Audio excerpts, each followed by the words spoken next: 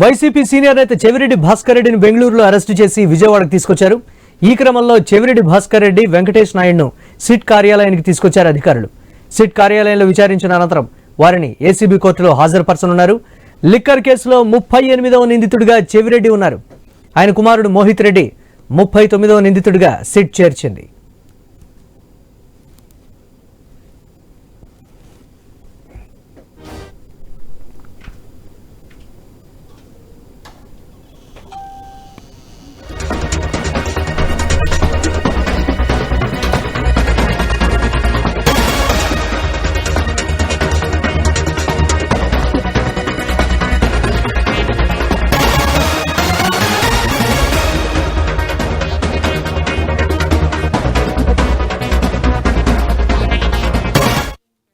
YCP senior నేత చెవిరెడ్డి భాస్కర్ రెడ్డిని బెంగళూరులో అరెస్టు చేసి విజయవాడకు తీసుకొచ్చారు. ఈ క్రమంలో చెవిరెడ్డి భాస్కర్ రెడ్డి, వెంకటేష్ నాయుడును సిట్ కార్యాలయానికి తీసుకొచ్చారు అధికారులు. దీనిపై మరిన్ని అప్డేట్స్ మా కరెస్పాండెంట్ కాంతి అందిస్తారు.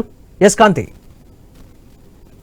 మద్యం కుంభకోణం కేసులో మాజీ ఎమ్మెల్యేగా ఉన్నటువంటి చెవిరెడ్డి భాస్కర్ రెడ్డికి సంబంధించినటువంటి విషయంలో కొన్ని కీలకమైనటువంటి సమాచారం తోటి సిట్ అధికారులు అయితే దర్యాప్తులో వెళ్ళినటువంటి విషయాలతోటి చెవిరెడ్డి భాస్కర్ రెడ్డిని అదుపులోకి తీసుకున్నారు. అక్కడ నుంచి బెంగళూరులో అదుపులోకి తీసుకున్న తర్వాత అక్కడ నుంచి ఆయన ఎక్కడైతే విజయవాడలోని సిట్ కార్యాలయానికైతే కాసేపటి క్రితం తీసుకొచ్చారు. ఏదైతే ఇప్పటికే ఈ కేసులో దాదాపుగా 9 మందిని అరెస్ట్ చేశారు. అరెస్ట్ చేసిన తర్వాత దానికి కావలసినటువంటి విచారణ అనేది వేగవంతం చేసినట్లుగా తెలుస్తా ఉంది. అయితే సిట్ కార్యాలయంలో దాదాపుగా గంట నుంచి విచారణ అయితే కొనసాగుతుంది.